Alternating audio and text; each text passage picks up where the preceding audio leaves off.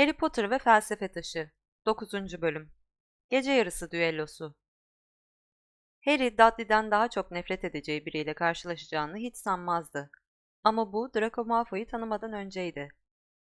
Birinci sınıf Gryffindorlar sadece iksir dersine giriyorlardı Slytherinlerle. Bu yüzden Malfoy'a pek aldırdıkları yoktu. Daha doğrusu Gryffindor salonuna bir yazı asılmadan önce. Yazıyı okuyunca homurdanmaya başladılar. Perşembe günü uçma dersleri başlıyordu. Gryffindorlarla Slytherinler birlikte çalışacaklardı.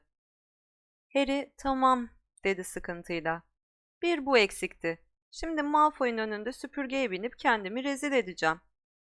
Uçmayı her şeyden çok istiyor, dört gözle derslerin başlamasını bekliyordu. Ron mantığını konuşturdu. "Rezil olup olmayacağını bilemezsin ki. Malfoy'un böbürlendiğini ben de duydum. Quidditch'te üstüne yokmuş.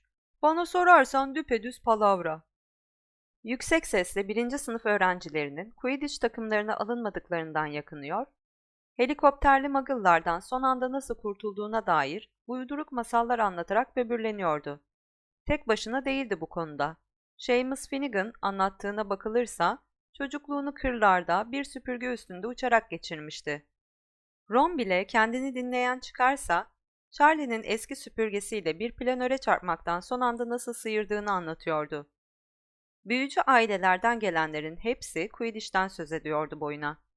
Ron kendileriyle aynı yatakhanede kalan Dean Thomas'la futbol konusunda tartışmıştı bir ara.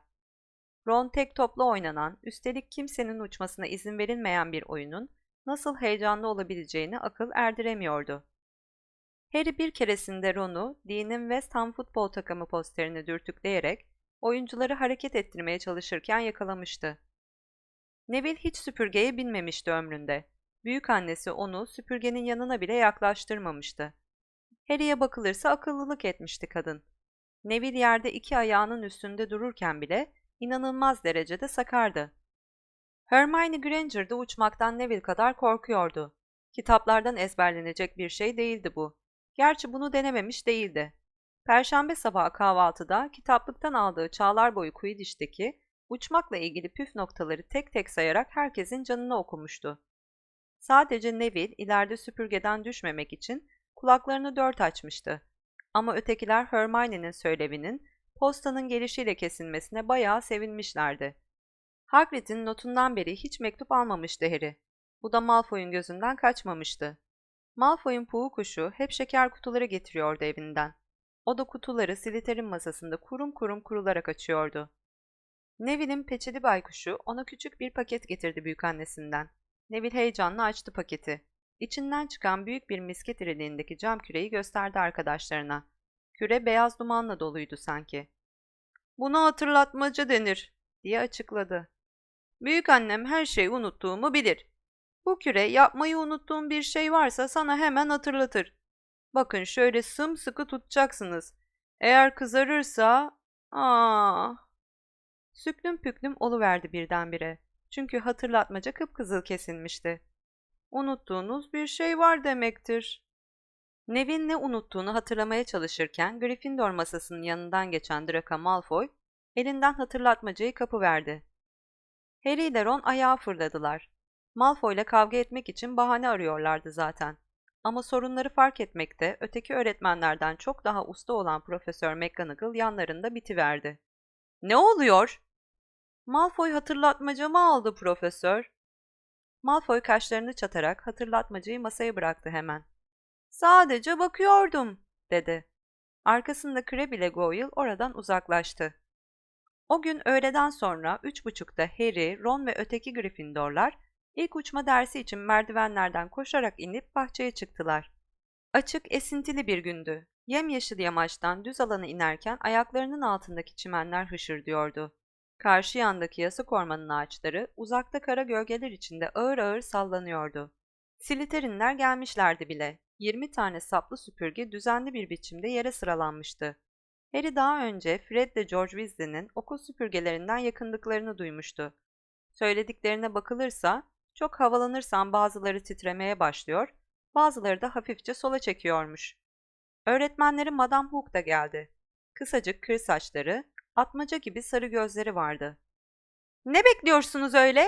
diye haykırdı. Herkes bir süpürgenin yanına geçsin. Hadi çabuk olsanıza. Harry süpürgesine bir göz attı. Pek eskiydi doğrusu. Ucundaki süpürge çalıları aynı yöne uzanmıyor da değişik yönlere fışkırıyordu sanki. Madame Hook önlerine geçip "Sağ ellerinizi süpürgelerinizin üstüne uzatın. Yukarı diye bağırın." dedi. "Yukarı!" diye bağırdı herkes. Süpürgesi hemen fırlayıp Harry'nin eline yapıştı ama bütün süpürgeler becerememişti bunu. Hermione Granger'ın süpürgesi yerlerde yuvarlanıyordu. Neville'inki ise kılını bile kıpırdatmamıştı. Harry belki süpürgelerde atlar gibi insanın korkup korkmadığını anlıyor diye düşündü.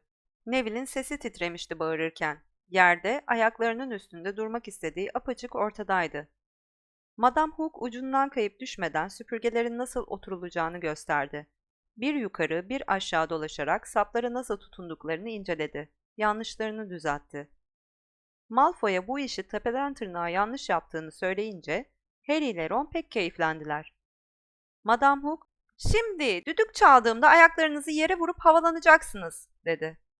"Süpürgelerinizi düz tutun, 1 metre kadar yükselin. Sonra uçlarını hafifçe öne eğerek aşağı inin. Düdük çalınca 1, 2... Ama heyecandan zangır zangır titreyen Neville, yerde kalmanın da korkusuyla Madame Hook daha düdüğünü dudaklarına götürmeden ayaklarını yere pat diye vurup havalanıverdi. "Gel buraya çocuk!" diye bağırdı Madame Hook. Ama Neville patlayan şişe mantarı gibi yükseliyordu. 4 metre, 7 metre. Harry onun korkudan bembeyaz kesilmiş yüzünü, kendisinden gittikçe uzaklaşan yere bakışını görebiliyordu. Neville birkaç kez yutkundu. Süpürgenin kenarından kaydı. Sonra da küt! Çimenlere yüzü koyun çuval gibi yığılıverdi Neville. Süpürgesi yükseldikçe yükseliyordu.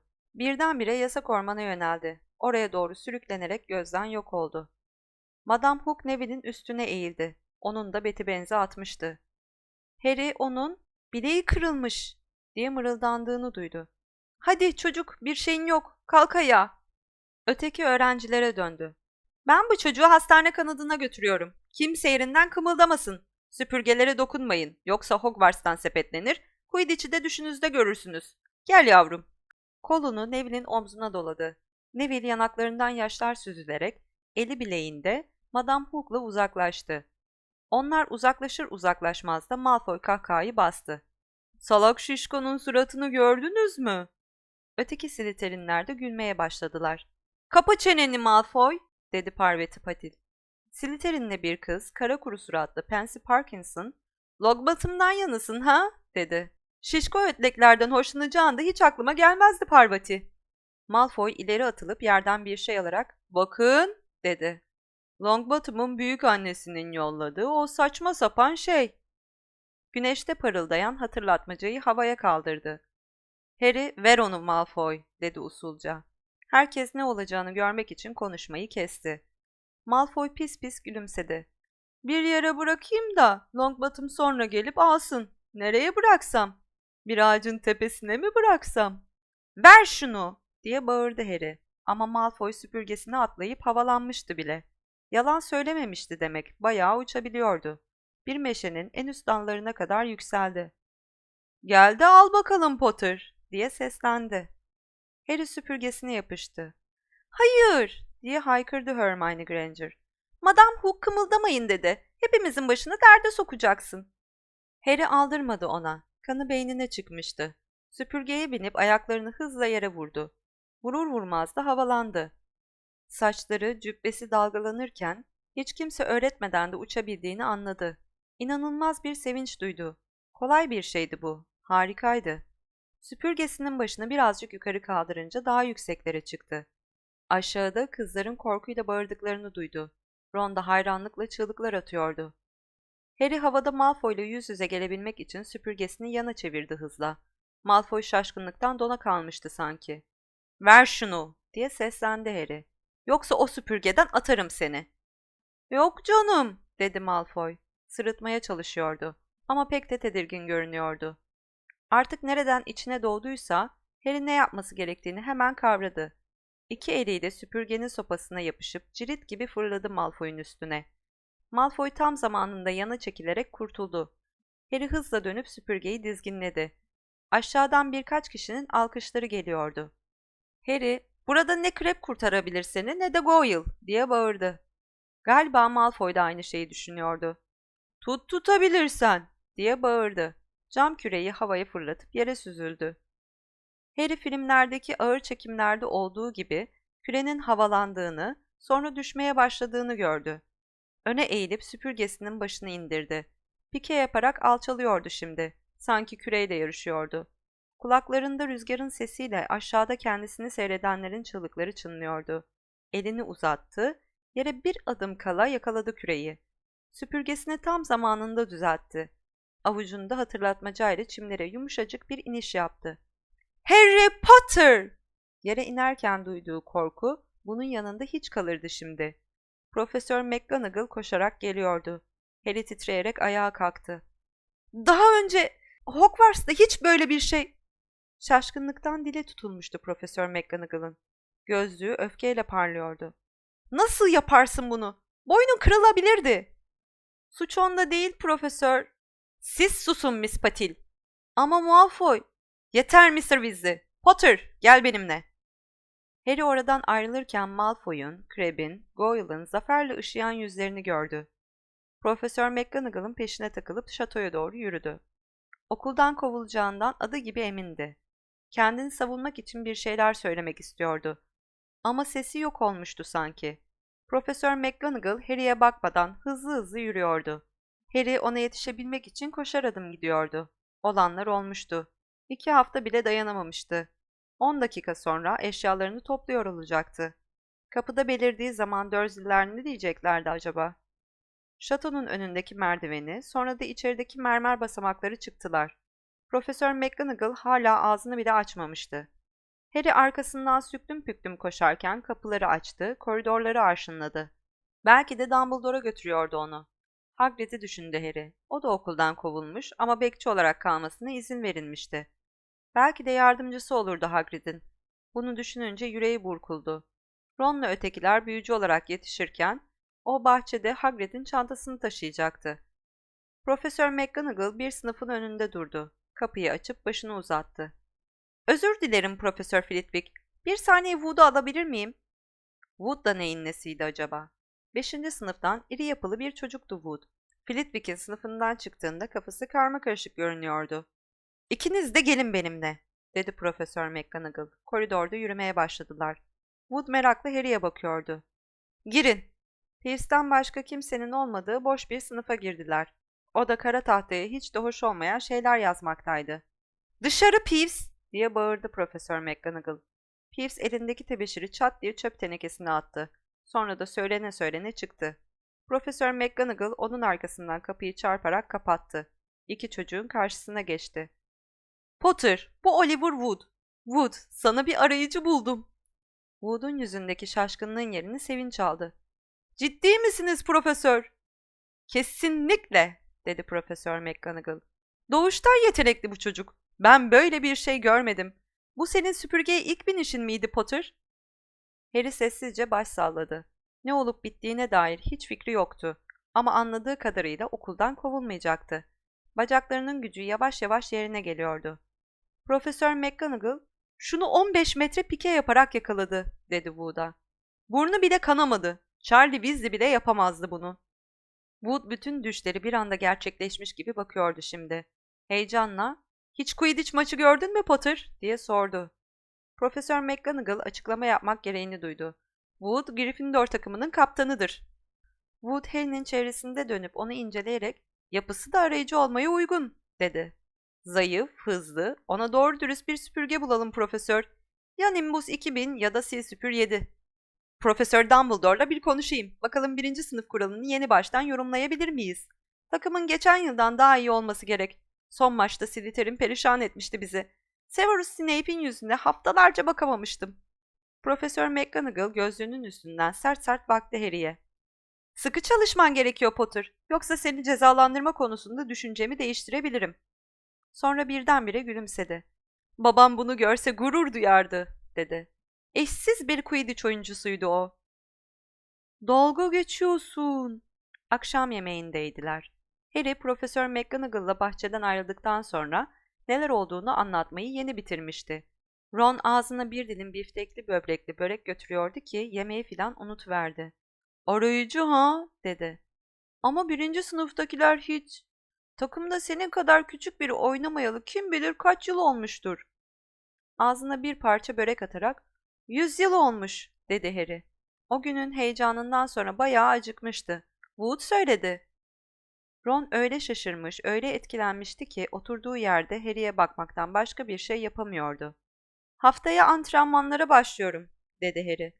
"Ama kimseye söyleme. Wood sır olarak saklamak istiyor bunu." Fred ile George Weasley salona girdiler o anda. Harry'yi görünce yanına seyirttiler. Alçak sesle "Tebrikler," dedi George. "Wood söyledi. Biz de takımdayız. Vurucu oynuyoruz." "Söylemedi demeyin. Quidditch kupasını bu yıl biz alacağız," diye fısıldadı Fred. "Charlie ayrıldı ayrılalı alamıyoruz. Ama bu yıl takım harika. İyi oynuyor olmalısın Harry. Anlatırken Wood'un içi içine sığmıyordu." "Neyse, gitmemiz gerek. Lee Jordan okul dışına açılan gizli bir geçit daha bulmuş, öyle diyor." "İlk hafta bulduğumuz geçittir. Yaltak Gregory heykelinin arkasındaki. Görüşürüz." Fred'le George ayrılır ayrılmaz hiç hoşlanmadıkları biri bitiverdi tepelerinde. Malfoy. Arkasında Crabbe'le Goyle vardı yine. "Son yemeğini mi yiyorsun Potter? Seni muggle'lar arasına döndürecek trene ne zaman biniyorsun?" Harry soğukkanlılıkla, "Bakıyorum ayakların yerdeyken, yanında da minik arkadaşların varken daha cesur oluyorsun," dedi. Crabbe'le Goyle pek de minik sayılmazlardı doğrusu. Ama yüce masa öğretmenlerle dolu olduğu için dişlerini gıcırdatıp yumruklarını sıkmaktan başka bir şey gelmezdi ellerinden. "İstediğin zaman teke tek karşılaşabilirim seninle," dedi Malfoy. "İstersen bu gece. Büyücü düellosu. Sadece asalarla. Dokunma yok." "Ne oldu? Daha önce büyücü düellosu diye bir şey duymadın mı yoksa?" Yerinde dönerek "Duymaz olur mu?" dedi Ron. "Ben onun yedeğiyim. Senin yedeğin kim?" Malfoy Crabbe'le Goyle'a bakarak onları şöyle bir tarttı. "Crabbe," dedi. "Gece yarısı olur mu? Kupa salonunda buluşuruz. Orası hiç kilitlenmiyor." Malfoy gidince Ron'la Harry birbirlerine baktılar. "Büyücü diyalosu da nedir?" dedi Harry. "Yedeğim olacağını söyledin. Yedek ne işe yarar?" Soğumuş böreği ağzına atarak pek sıradan bir şey söylüyormuş gibi "Ölecek olursan yerini alır," dedi Ron. Harry'nin bakışını fark etti sonra. Hemen ekledi. "Ama insanlar gerçek büyücülerin diyalolarında ölür. Sen de Malfoy da olsa olsa birkaç kıvılcım gönderirsiniz birbirinize o kadar. Önemli bir zarar verecek kadar büyü bilmiyorsunuz. Zaten senin diyalodan kaçacağını sanıyordu."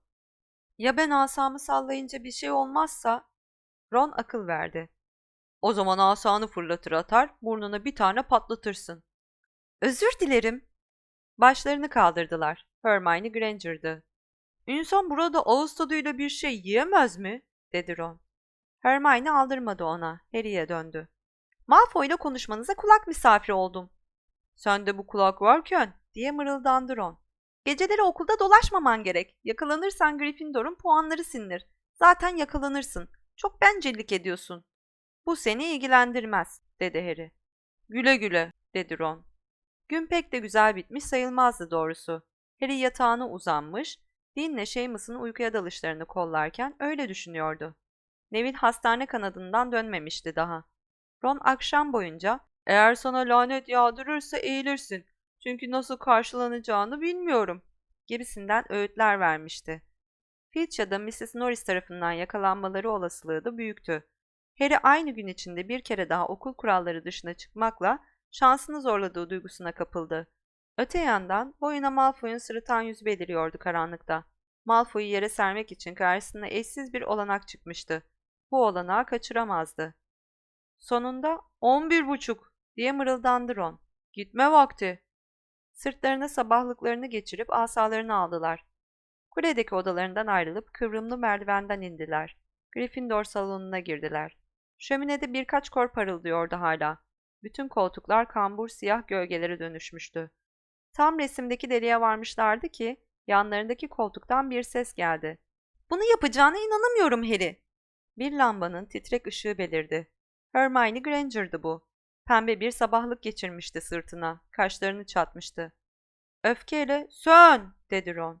"Gidip yatsana sen." "Az kalsın kardeşine söyleyecektim," diye atıldı Hermione. "Percy'ye, sınıf başkanı o. Bunu durdururdu." Harry bir başkasının kendi işlerine bu kadar burnunu sokmasına inanamıyordu. "Hadi," dedi Ron'a. Şişman kadın resmini iterek açtı. Delikten geçti. Hermione kolay kolay pes etmeyecekti anlaşılan. Ron'dan sonra o da geçti resimdeki delikten. Bir yandan da öfkeli kazlar gibi tıslıyordu onlara. "Siz hiç Gryffindor'u düşünmez misiniz? Hep kendinizi mi düşünürsünüz? Kupayı Slytherin alacak. Büyü değiştirmeyi bildiğim için Profesör McGonagall'dan topladığım bütün puanlar sizin yüzünüzden silinecek." "Gitsene sen." "Peki ama uyardım sizi. Yarın eve dönerken trende hatırlarsınız. Siz nasıl insanlarsınız biliyor musunuz? Siz..." Nasıl insanlar olduklarını öğrenemediler. Hermione içeri dönmek için şişman kadının resmini çevirince bomboş bir tabloyla karşılaşmıştı. Bir gece ziyaretine gitmişti şişman kadın. Hermione de Gryffindor Kulesi'ne giremiyordu. Cırtlak bir sesle "Ben şimdi ne yapacağım?" diye sordu. "Senin sorunun o," dedi Ron. "Bizim gitmemiz gerek. Geç kalıyoruz." Koridorun sonuna varmamışlardı ki arkalarından Hermione yetişti. "Ben de sizinle geliyorum," dedi. "Gelmiyorsun." "Ne yani? Burada böyle dikilip Filch'in beni yakalamasını mı bekleyeceğim? Bizi bulursa doğrusunu söylerim. Sizi durdurmaya çalıştığımı anlatırım. Siz de beni desteklersiniz." Ron, "Sen de amma yüzsüzsün," dedi yüksek sesle. Birdenbire "Susun, ikiniz de," dedi Harry. "Bir ses duydum." Bir çeşit solumaydı bu. Ron karanlıkta görmeye çalışarak "Mrs. Norris mi?" diye fısıldadı. Mrs. Norris değildi, Neville'di.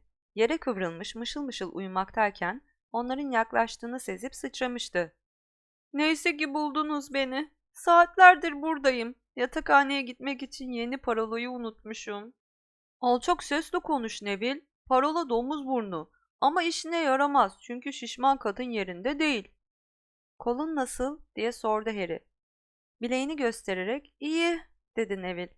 "Madame Pomfrey bir dakikada iyileştirdi." "Güzel. Bak Neville, bizim bir yere yetişmemiz gerek. Sonra görüşürüz." Neville ayağa kalkarak "Beni bırakmayın," dedi. "Yalnız kalmak istemiyorum burada. Kanlı baron zaten 2 kere geçti." Ron saatine bir göz attı. Sonra da Hermione ile Neville'e baktı öfkeyle. "Sizin yüzünüzden yakalanacak olursak ne yapar eder? Quirrell'ın anlattığı hortlak lanetini öğrenir, ikinizi de lanetlerim." Hermione ağzını açtı. Belki de hortlak lanetinin nasıl kullanılacağını öğretecekti ona. Ama Harry susmalarını işaret etti. Birlikte yürümeye koyuldular. Yüksek pencerelerin demir çubukları arasından süzülen ay ışığının aydınlattığı koridorlarda ilerlediler. Her dönemeçte Filch ya da Mrs. Norris'le karşılaşırız diye Harry'nin yüreği ağzına geliyordu. Ama şanslıydılar. Merdivenlerden 3. kata çıkıp parmaklarının ucuna basa basa kupa salonuna yöneldiler. Malfoy ile Crabbe gelmemişlerdi daha. Ay ışığının düştüğü yerlerde kristal kupa kutuları parlıyordu. Altın ve gümüş kupalar, kalkanlar, şiltler, heykeller karanlıkta ışıldıyordu. Gözlerini salonun iki yanındaki kapılardan ayırmadan duvar boyunca ilerlediler. Malfoy belki ansızın belirip de saldırır diye Harry asasını çıkardı. Dakikalar ağır ağır geçti. Ron, "Gecikti," diye fısıldadı. "Belki de korkudan ödü patlamıştır." O sırada yan odadan gelen bir sesle sıçradılar. Harry tam asasını kaldırmıştı ki birinin konuştuğunu duydular. Malfoy değildi bu. "Kokla etrafı tatlım. Bir köşeye sinmiş olmalılar." Konuşan Filch'ti. Mrs. Norris'e bir şeyler söylüyordu. Harry dehşet içinde arkadaşlarına döndü. Kendisini hemen izlemeleri için çılgıncasına el salladı. Filch'in sesinin geldiği yerin karşısındaki kapıya yöneldiler usulca. Neville cübbesinin eteğini çeker çekmez Filch'in kupa salonuna girdiğini duydular. "Burada bir yerlerdeler," diye homurdanıyordu Filch. "Herhalde saklanıyorlar." Harry arkadaşlarına "Buradan," diye işaret etti. Hepsi korkudan taş kesilmişti sanki. İki yanına zırhlar sıralanmış uzun bir koridorda usul usul ilerlediler. Filch'in yaklaştığını duyuyorlardı. Ansızın korkuyla inledi Neville, koşmaya başladı. Derken sendeledi, Ron'un beline yapıştı. İkisi birden bir zırha tosladılar. Öyle bir şangırtı koptu ki bütün şato ayağa kalkabilirdi. "Koşun!" diye bağırdı Harry. Dördü birden koridorda tabanları yağladılar. Filch geliyor mu diye arkalarına bile bakmıyorlardı. Bir koridordan bir başkasına geçtiler. Harry öndeydi. Nereye gittiklerini bile bilmeden koşuyordu. Kendilerini bir duvar halısının arkasına atınca gizli bir geçitte olduklarını fark ettiler. Koşmayı sürdürünce tılsım sınıfının yanına çıktılar. Kupa salonunun çok uzaklarındaydılar şimdi. Harry soğuk duvara yaslanıp alnını silerek "Galiba sıyırdık," dedi soluk soluğa. Neville iki büklüm olmuş aksırıp tıksırıyordu. Hermione de soluk soluğaydı. Ellerini göğsüne bastırarak "Söylemiştim, söylemiştim size," dedi. "Söylemiştim size." Ron, "Gryffindor Kulesi'ne dönmeliyiz," dedi. "Hemen, hiç vakit geçirmeden." Hermione, "Malfoy seni kandırdı," dedi Harry'ye. "Farkındasın değil mi? Karşına çıkmayı düşünmedi bile. Filch kupa salonuna birinin geleceğini biliyordu. Malfoy kulağına fısıldamıştır mutlaka." Harry, Hermione'nin haklı olabileceğini düşündü. Ama bu düşüncesini ona söylememeyi uygun buldu. "Gidelim." O kadar kolay olmayacaktı bu. Daha 10-12 adım ancak atmışlardı ki bir kapı tokmağının takırtısını duydular. Önlerindeki sınıftan yıldırım hızıyla biri fırladı. Peeves'ti bu. Onları görünce keyiften kıkırdamaya başladı. "Sus Peeves, lütfen. Kovulmamıza neden olacaksın." Peeves gıdıklar gibi güldü. "Gece yarısı dolaşmaya çıktınız ha? Sizi bastı bacaklar. Çık çık çık. Yaramazlar böyle enselenir işte." "Bizi ele vermezsen enselenmeyiz Peeves, lütfen." Peeves yumuşacık bir sesle, "Filch'e söylemem gerek bunu. Evet, ona söylemeliyim," dedi. Ama gözleri hain hain parlıyordu. "Sizin kendi iyiliğiniz için." "Çekil yolumuzdan," diye diklendi Ron. Peeves'i hızla itti. Büyük bir hataydı bu. "Öğrenciler yataklarından kaçmış," diye haykırdı Peeves. "Öğrenciler kaçmış, tılsım koridorundalar." Peeves'ten sıyrılarak can havliyle kaçtılar. Koridorun sonuna kadar koştular. Bir kapı çıktı karşılarına, kilitliydi. Çaresizlik içinde kapıyı iterlerken, "Tamam," diye inledi Ron. "İşimiz bitti, sonumuz geldi." Ayak sesleri geldi kulaklarına. Filch, Peeves'in çığlıklarını duymuş, koşarak yaklaşıyordu. "Çekilin şöyle," diye homurdandı Hermione. Harry'nin asasını kaptı. Onu kilide vurarak fısıldadı. "Alohomora!" Bir tıkırtı oldu kilitte. Kapı ardına kadar açıldı. İtişe kakışa geçip kapıyı kapattılar. Öteki yanda konuşulanlara kulak kabarttılar. "Nereye gittiler Peeves?" diyordu Filch. "Çabuk söyle bana." "Lütfen," diyeceksin. "Benimle dalga geçme Peeves. Söylesene, nereye gittiler?" Peeves'in o sinir bozucu sesi şarkı söyler gibi çınladı. "Lütfen," diyeceksin. "Hiçbir şey öğrenemezsin." "Peki, lütfen." "Hiçbir şey. Ha ha. Söyledim ya. Lütfen diyeceksin. Hiçbir şey öğrenemezsin diye. Lütfen dedin. Hiçbir şey öğrenemeyeceksin. Ha ha." Peeves'in bir hışırtıyla uzaklaştığını, Filch'in de öfkeyle küfrettiğini duydular. "Kapı kilitli sanıyor," diye fısıldadı Harry. "Sıyıracağız. Çek elini Neville." Neville bir dakikadır Harry'nin sabahlığının kolunu çekiştirip duruyordu. "Ne var?" Harry arkasına döndü. Döner dönmez de görüverdi. Neyi mi? Bir karabasanın içinde sandı kendini. Bu kadarı da olmazdı artık. Başlarına gelen bütün o belalardan sonra. Sandığı gibi bir odada değillerdi. Bir koridordaydılar. 3. kattaki yasak koridorda. Neden yasak olduğunu da hemen anlamışlardı. Yerden tavana kadar yükselen boyuyla dev bir köpeğin gözlerinin içine bakıyorlardı şimdi. 3 başlı bir köpekti bu. 3 çift fıldır fıldır, çılgınca bakan göz, kendilerine doğru uzanmış, titreyip duran 3 burun, sarımsı dişlerinden kaygan sicimler gibi sarkan salyalarıyla 3 de korkunç ağız. Hareket etmeden duruyordu. Altı gözünü de onlara dikmişti. Harry, "Eğer ansızın çıka gelmemiz onu bu kadar şaşırtmasaydı şimdiye kadar çoktan ölmüştük," diye düşündü. Ama şaşkınlığı geçiyordu köpeğin. Gök gürültüsünü andıran o hırlamaların başka ne anlamı olabilirdi? Kapının tokmağına yapıştı Harry. Filch ile ölüm arasında bir seçim yapması gerekiyorsa Filch'i seçerdi elbet. Dışarı fırladılar. Harry çarparak kapadı kapıyı. Koridor boyunca koştular. Daha doğrusu uçtular. Filch herhalde başka bir yerlerde aramaktaydı kendilerini. Çünkü onunla karşılaşmadılar. Karşılaşıp karşılaşmamaları da pek önemli değildi zaten. O anda tek düşündükleri canavardan olabildiğince uzaklaşmaktı. 7. katta şişman kadının portresine varıncaya kadar koştular. Şişman kadın omuzlarından sıyrılmış sabahlıklarına, kanter içindeki kıpkırmızı yüzlerine bakarak "Nerelerdeydiniz?" diye sordu. Boş ver şimdi, domuz burnu, domuz burnu diye soludu Harry. Tablo öne doğru açıldı. Salona girip koltuklara yığıldılar. Zangır zangır titriyorlardı. Bir süre hiçbiri ağzını açmadı.